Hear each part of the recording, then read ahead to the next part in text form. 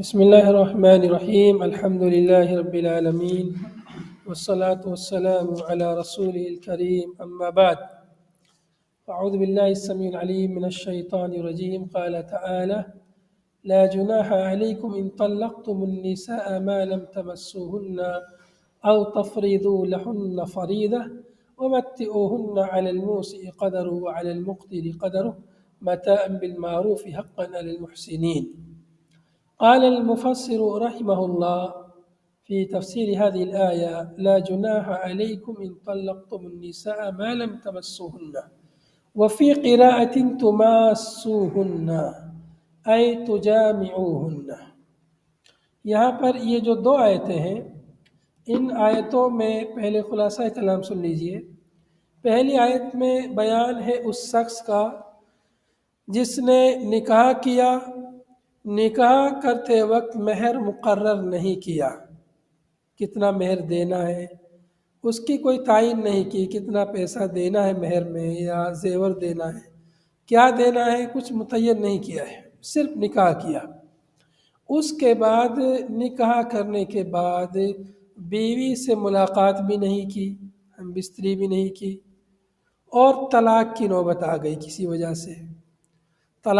جب طلاق ہوتی ہے تو اس وقت مہر کا مسئلہ آتا ہے کہ مہر اس کو دینا پڑے گا یا نہیں دینا پڑے گا۔ تو چونکہ صرف نکاح ہوا ہے، اس میں مہر متعین بھی نہیں ہوا اور ہم بستری بھی نہیں ہوئی جس کے لیے نکاح ہوتا ہے، وہ مقصد بھی حاصل نہیں ہوا، تو اس لیے شوہر کے ذمے مہر دینا واجب نہیں ہے۔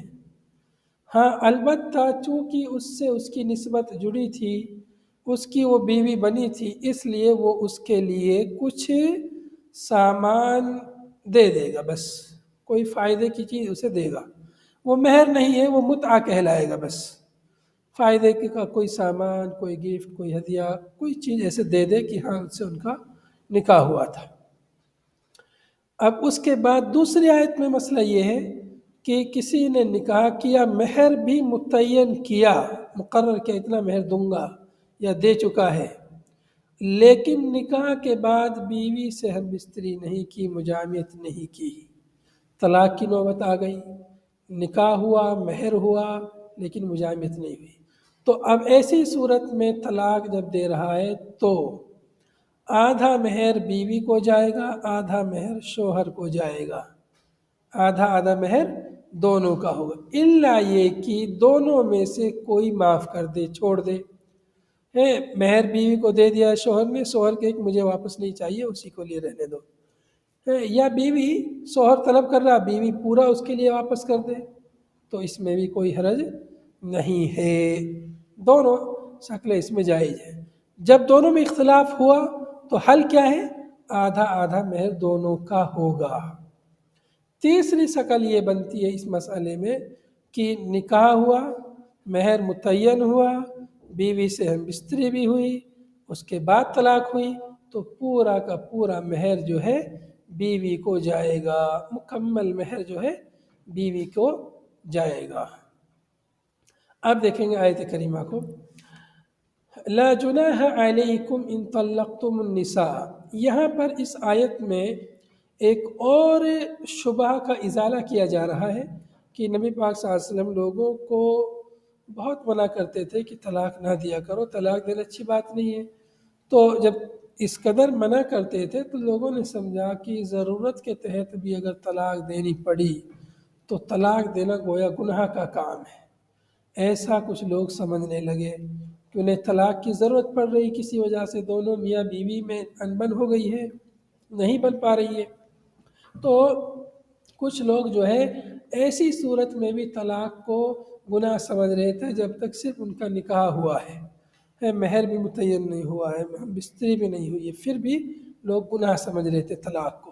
تو اسی شبہ کے ازالے کے لیے یہ آیت کریمہ نازل ہوئی۔ لا جناح علیکم ان طلقتم النساء۔ جی، اس آیت سے یہ بھی معلوم ہو رہا ہے کہ بغیر مہر متعین کیے ہوئے شادی ہو سکتی ہے۔ جی ہاں، جی بغیر مہر متعین کیے ہوئے بھی شادی ہو سکتی ہے، بس یہ کہ مہر دینا رہے گا، مہر دینا ہے، ادھار رہتا ہے مہر جو ہے مؤجل، مہر معجل اور مہر مؤجل ہے، مہر مؤخر بھی کیا جاتا ہے کہ بعد میں دے دیں گے جو بھی ہوگا مہر، اس طرح رہتا ہے۔ اور پہلے ایسے بہت ہوتا تھا، ابھی تو ایسا مطلب اس کے ذمے رہے گا، شوہر کے ذمے واجب ادا کرنا اس کو، ہاں مہر دینا ہے اس کو کبھی نہیں۔ ہاں جی کیا کہہ رہے ہیں آپ؟ جی شادیوں میں بہت زیادہ خرچ کرتے ہیں اور مہر نہیں دیتے، تو اس کا کیا ہوگا شیخ؟ یہ تو غلط ہے، مہر تو واجبی حق ہے، شادی میں فضول خرچی ہے۔ اس کو تو مہر دینا واجب ہے نا شیخ؟ ہاں مہر دینا واجب ہے، جی مہر دینا واجب ہے، لیکن اس کو مؤخر کرنا بھی جائز ہے۔ ایسا ضروری نہیں ہے کہ جس وقت نکاح ہو اسی وقت مہر دیا جائے، الا ہے کہ بیوی جو ہے اس کا اصرار کرے، اگر اس کو مؤخر کر دینا چاہتی ہے، اس پہ اس کی رضامندی ہے تو اس کو مؤخر بھی کیا جا سکتا ہے۔ اگر بیوی معاف کر دے تو؟ بیوی معاف کر دے تو نور علی نور، اس سے اچھا کیا ہوگا؟ بیوی معاف کر دے تو کوئی بات نہیں۔ لیکن اس میں اگر کچھ ہو جائے، جیسے کہ اگر مہر متعین نہیں ہوا، شادی ہو گئے، بعد میں ایسا مانگ رہا ہے کہ بیوی بہت زیادہ مہر مانگ رہی ہے اور شوہر اتنا نہیں دے سکتا، تب کیا ہوگا؟ دیکھیے وہ پھر اختلافی مسئلہ ہے، اس میں یہ ہے کہ مہر مثل جو ہے اس کے لیے دیا جائے گا، علماء کے مختلف اقوال ہیں اس میں۔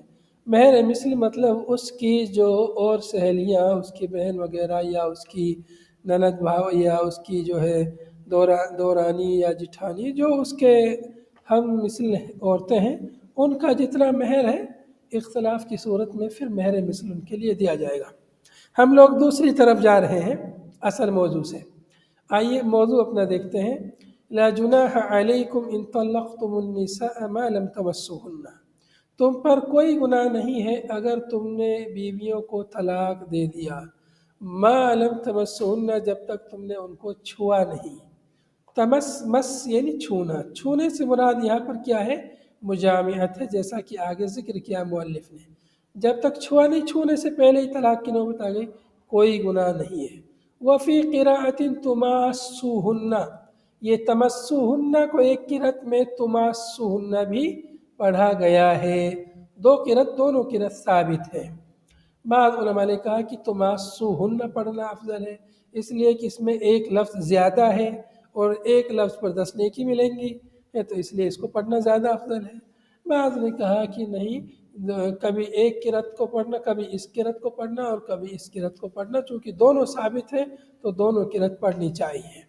دونوں کا معنی ایک ہی ہے، بس تھوڑا سا فرق ہے۔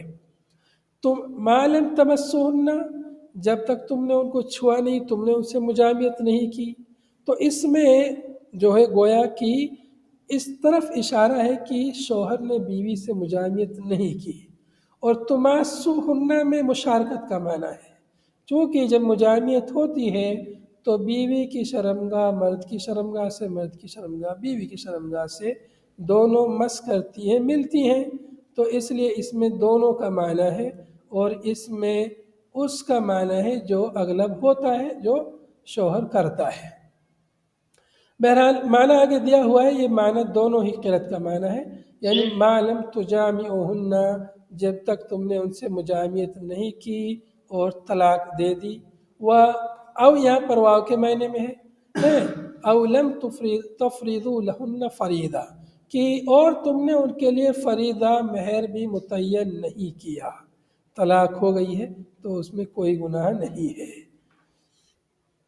او چونکہ واو کا عطف جو ہے یہاں پر اس پر ہے، پیچھے والے جملے پر، ما لم تمسوہن پر عطف ہے، اس لیے لم مؤلف نے یہاں پر ذکر کیا ہے۔ جی شیخ اگر مطلب یہ تمسوہن پڑھے کوئی قرأت میں تو غلط نہیں ہے؟ دونوں قرأت صحیح ہے، بتا رہا ہوں نا، کبھی اس قرأت کو پڑھنا کبھی اس قرأت کو پڑھنا، دونوں قرأت ثابت ہیں، چونکہ مصحف میں جو قرأت ہمارے یہاں جو مصحف متداول ہے، اس میں جو قرأت ہے یہاں آپ دیکھ سکتے ہیں تمسوہن والی قرأت ہے، ما لم تمسوہن، تو اگر یہ قرأت متداول ہے تو عام طور پہ لوگوں کو یہی قرأت पढ़नी चाहिए। कुरान में से खर्च ज्यादा नहीं करना है ना? जी, नीचे वाले में पता नहीं, नीचे वाले में भी अलग वही 2 किरत है या नहीं, वल्लाहु आलम, नीचे जिक्र नहीं किया है। अच्छा, आगे देखेंगे यहाँ पर जो माँ है उसके बारे में कह रहे हैं कि ये माँ मस्दरिया ज़रफ़िया है। मालम तमस्सुहुन्ना, माँ क्या है?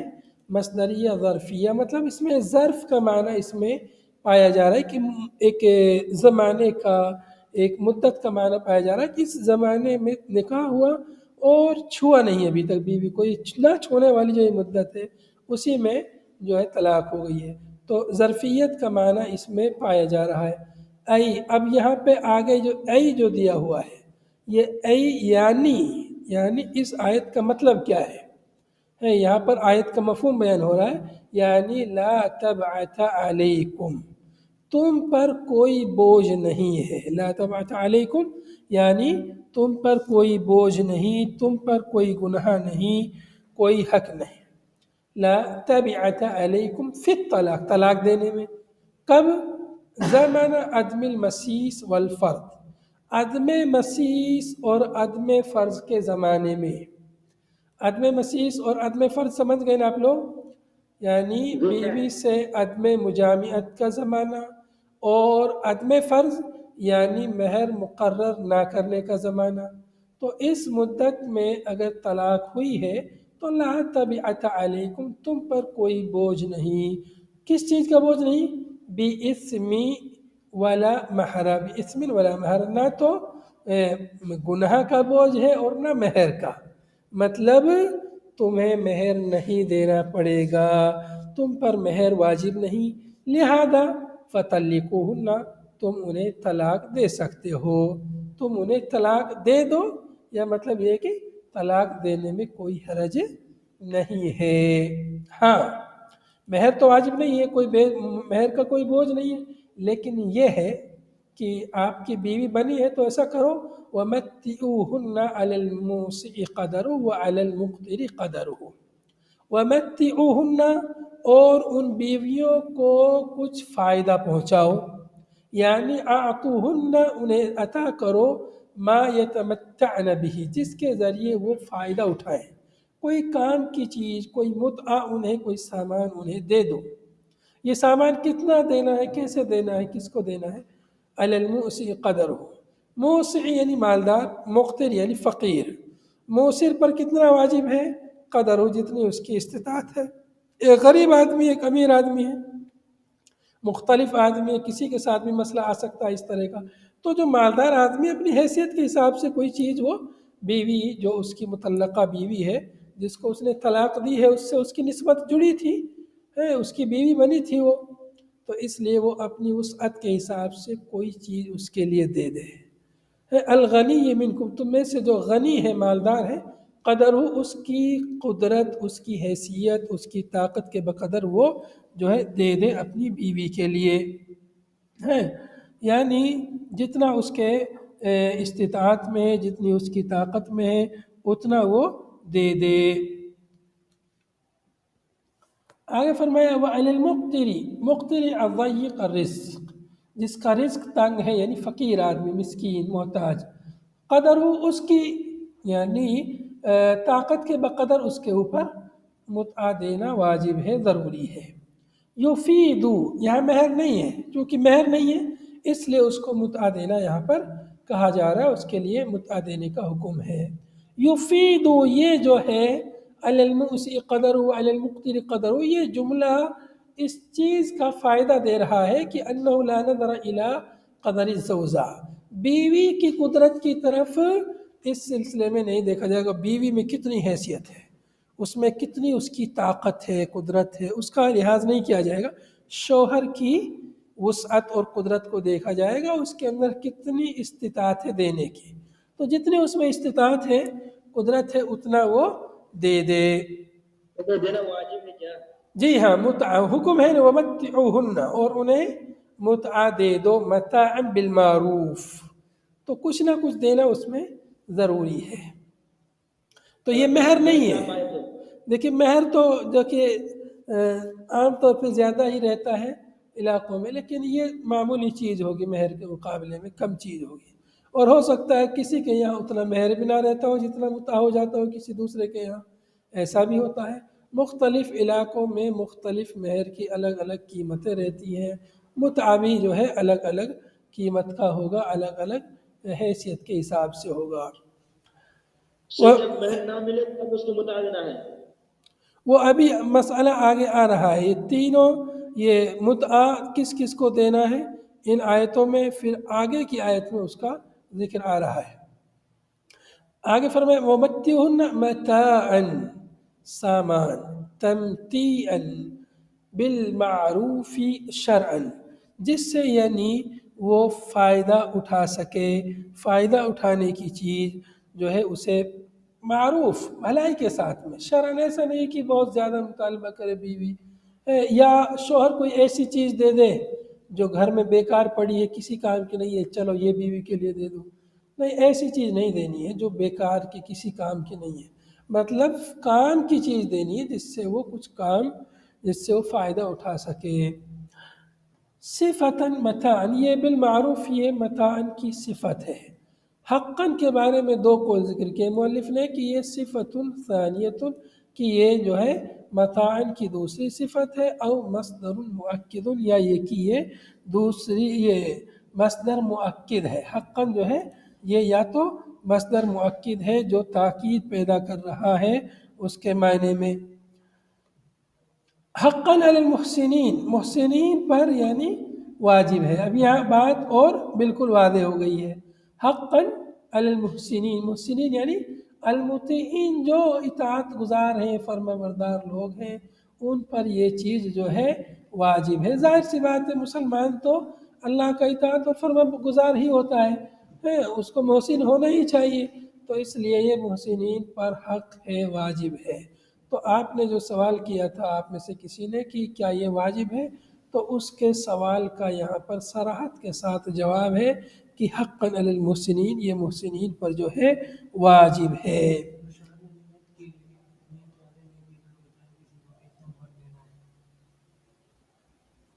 کیا نیت کی؟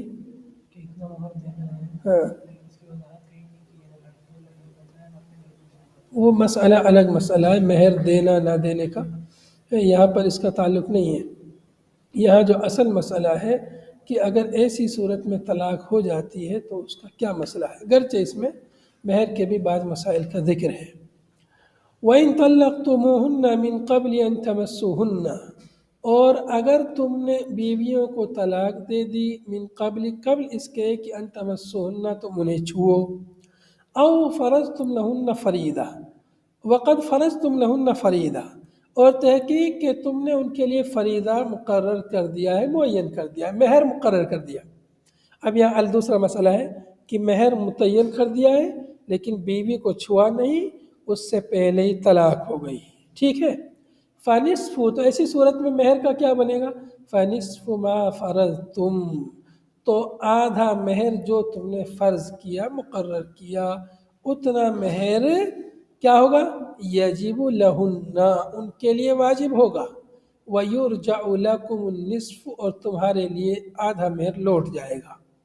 جتنا مہر آپ نے دیا ہے بیوی کے لیے اس مہر میں سے آدھا مہر آپ کو لوٹ جائے گا، آدھا مہر بیوی کے لیے واجب ہوگا، چونکہ آپ نے مہر مقرر کر دیا ہے، مہر اس کے لیے دے دیا ہے، گرچہ آپ نے اس سے ہم بستری نہیں کی، لیکن چونکہ مہر دے چکے ہیں اس لیے، لیکن دینے کا مقصد نہیں ہوا اس لیے آپ کو آدھا مہر مل جائے گا، لیکن مہر چونکہ دے چکے ہیں، جو چیز دے دی جاتی ہے تو اس کو واپس لینا جو ہے درست نہیں ہوتا ہے، چونکہ جس مقصد کے لیے یہاں دی گئی وہ مقصد حاصل نہیں ہوا، اس لیے اللہ تعالیٰ نے آدھا آپ کے لیے واپس دلا دیا۔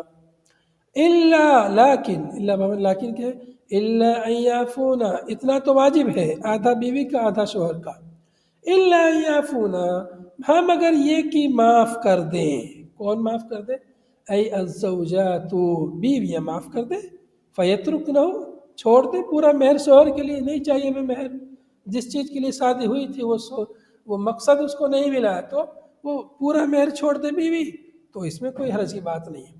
او یعفو الذی بیدہ عقدۃ النکاح، یا وہ معاف کر دے جس کے ہاتھ میں نکاح کا بندھن ہے۔ نکاح کا بندھن کس کے ہاتھ میں ہوتا ہے؟ شوہر کے ہاتھ میں، کیونکہ طلاق بیوی نہیں دیتی ہے۔ اگر بیوی کے ہاتھ میں طلاق رہے تو روزانہ طلاق ہو جائے، طلاق رہتی ہے شوہر کے ہاتھ میں، تو گویا کہ نکاح کا بندھن شوہر کے ہاتھ میں۔ شوہر معاف کر دے، جاؤ جو مہر میں نے دے دیا، اب مجھے نہیں چاہیے واپس، کچھ بھی نہیں چاہیے، پورا معاف کر دے، تو یہ بھی جائز ہے۔ وَهُوَ الزَّوْج، یہ جس کے ہاتھ میں بندھن ہے نکاح کا، یہ کون ہے؟ وَهُوَ الزَّوْج، یہ شوہر ہے۔ فَيَتْرُكُ لَهَا الْكُلَّ، چنانچہ وہ بیوی کے لیے پورا کا پورا چھوڑ دے، تو یہ بھی درست ہے۔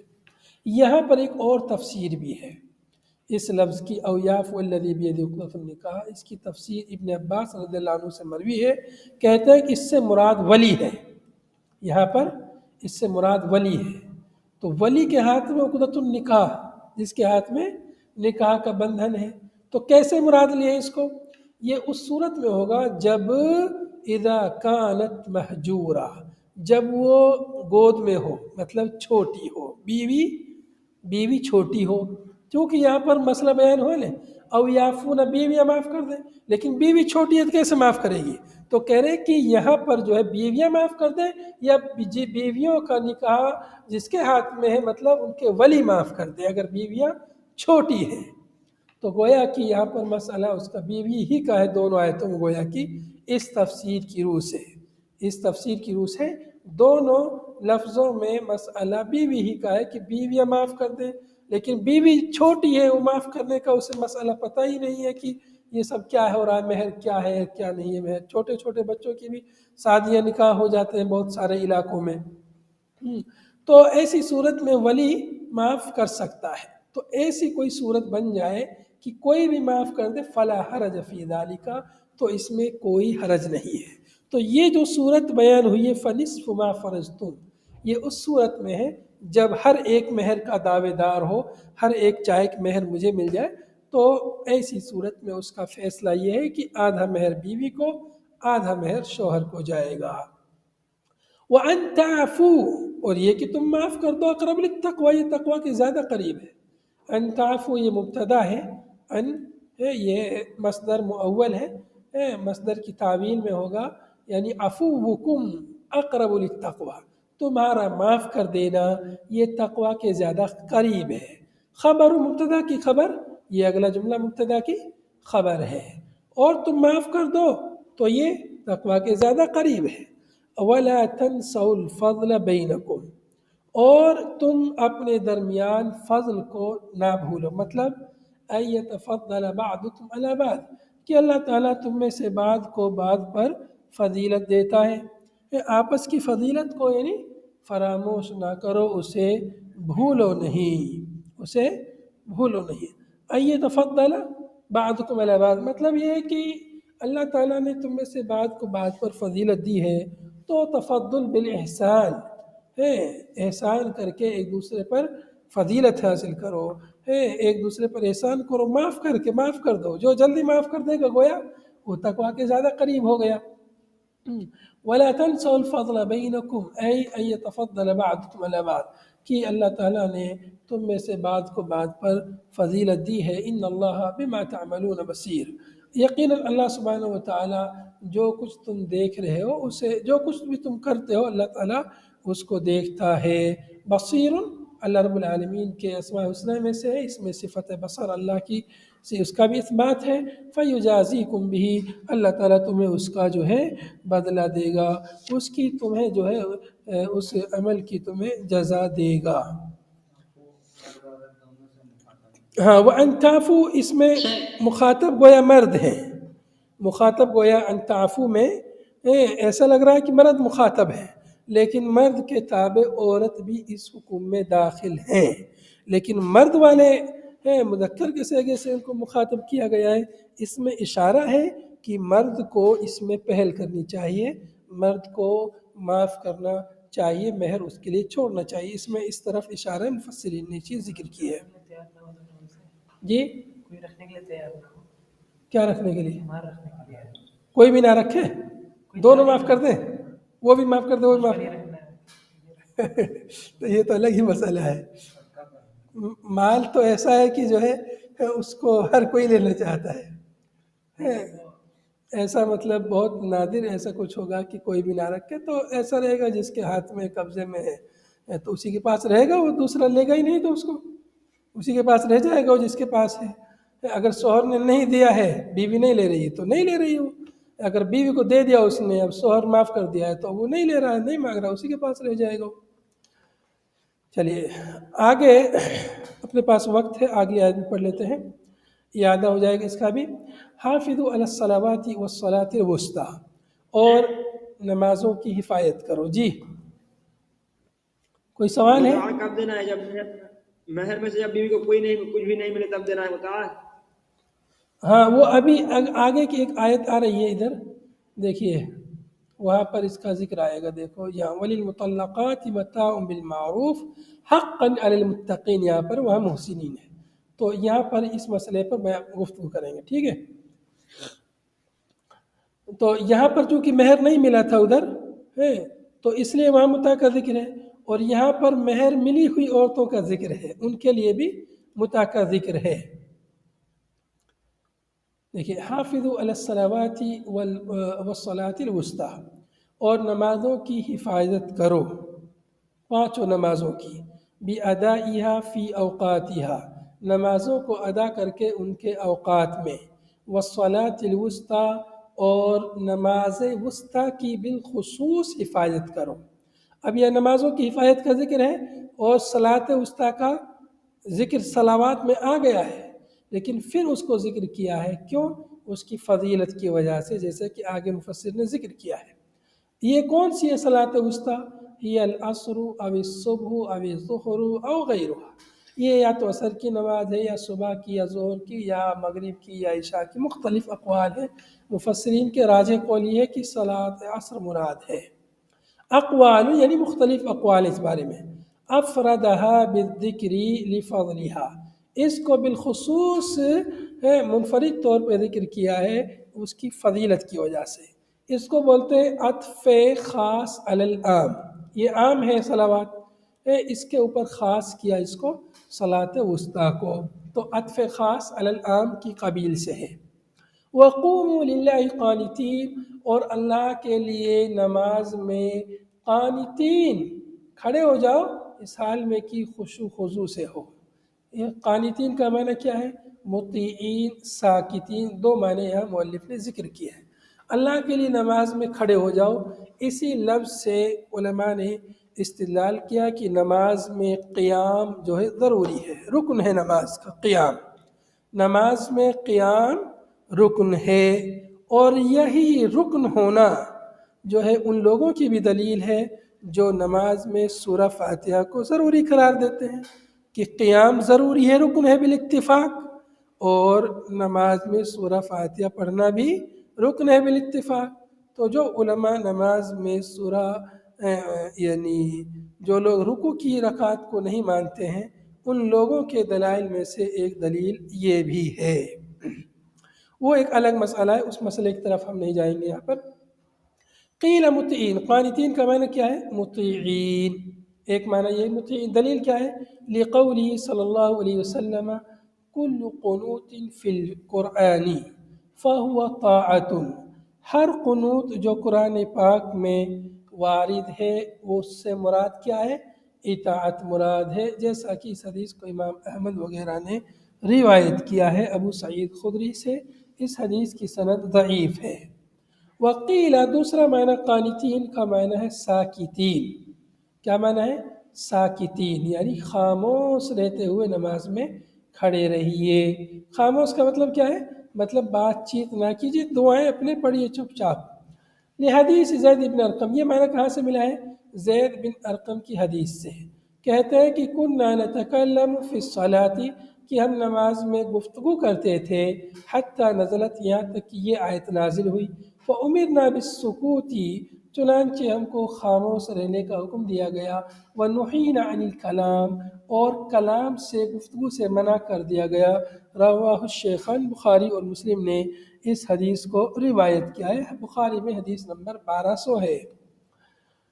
فَإِنْ خِفْتُم، اب یہاں پر حکم ہو رہا ہے نماز ہر حال میں پڑھنی ہے، اس کی کتنی اہمیت ہے اس کا ذکر ہو رہا ہے کہ فَإِنْ خِفْتُم فَرِجَالًا، اگر تم خوف کے عالم میں ہو، فرجالن تو پیدل چلتے چلتے نماز پڑھ لو، اور رکبانن یا سواری پہ سوار رہتے ہوئے نماز پڑھ لو۔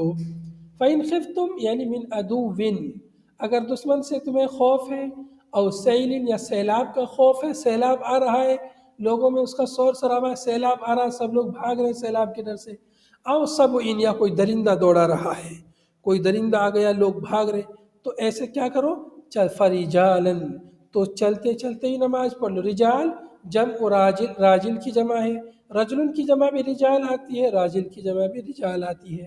فرجالن سیاق و سباق سے اس کا معنی طے ہوگا۔ فرجالن یعنی اے مشاتن صلو، چلتے ہوئے صلو نماز پڑھ لو، اور رکبانن، رکبان راکب کی جمع ہے یعنی سوار آدمی، اے کیف امکن، مطلب کیا ہے کہ جیسے بھی ممکن ہو ویسے نماز پڑھ لو، جیسے بھی ممکن ہو ویسے نماز پڑھ لو، مستقبلی القبلۃ، قبلے کا استقبال رکھتے ہوئے، قبلے کی طرف رخ کرتے ہوئے، او غیرہ، یا قبلے کی طرف رخ نہ بھی ہو تو نماز پڑھ لو۔ چونکہ آدمی جب چلتا رہے گا، دوڑتا رہے گا، اگر قبلے کی طرف دوڑ رہا ہے تو رخ ہو جائے گا آسانی سے، اگر قبلے کی مخالف سمت میں دوڑ رہا ہے، بھاگ رہا ہے، دشمن دوڑا رہا ہے وغیرہ، تو قبلے کی طرف رخ نہیں ہو پائے گا، تو مجبوری ہے، تو ایسی صورت میں وہ جیسے بھی ممکن ہو نماز پڑھ لے، اس کا وقت ہو گیا ہے اس لیے وہ نماز کو ادا کر لے۔ وَيُؤْمَرُ بِالرُّكُوعِ وَالسُّجُودِ، اور رکوع سجود کو وہ اشارے کے ذریعے سے کر لے۔ اور جب یہ خوف ختم ہو جائے، فَإِذَا أَمِنْتُمْ، جب تم مامون ہو جاؤ، من الخوف، خوف سے، ڈر ختم ہو گیا ہے، تو الفذکر اللہ، اللہ کا ذکر کرو، یعنی صلو، نماز پڑھو، کما علمکم، جیسا کہ اللہ تعالیٰ نے تمہیں سکھلایا، ما لم تکونوا تعلمون، جو کچھ تم جانتے نہیں تھے قبل تعلیم ہی، اللہ تعالیٰ کے سکھانے سے پہلے تم نہیں جانتے تھے، پھر اللہ تعالیٰ نے جیسے سکھایا ہے ویسے ہی اللہ کا ذکر کرو، نماز پڑھو۔ اس سے یہ بھی معلوم ہوا کما علمکم سے، اس سے اس حدیث کی تائید ہوتی ہے جس میں اللہ کے نبی صلی اللہ علیہ وسلم فرمایا صلو کما رأیتمونی اصلی، تم ایسے نماز پڑھو جیسے تم نے مجھے نماز پڑھتے ہوئے دیکھا ہے۔ یہاں پر کیا ہے، فاذکروا اللہ کما علمکم، ایسے اللہ کا ذکر کرو، ایسے نماز پڑھو جیسے اللہ نے سکھایا ہے۔ مطلب یہ ہوا کہ اپنی من مرضی سے نماز کا طریقہ ہم نہیں بنا سکتے، من فرائض، یا نماز کے فرائض اور حقوق کو ادا کر کے جیسے اللہ نے سکھایا ہے ویسے نماز پڑھو۔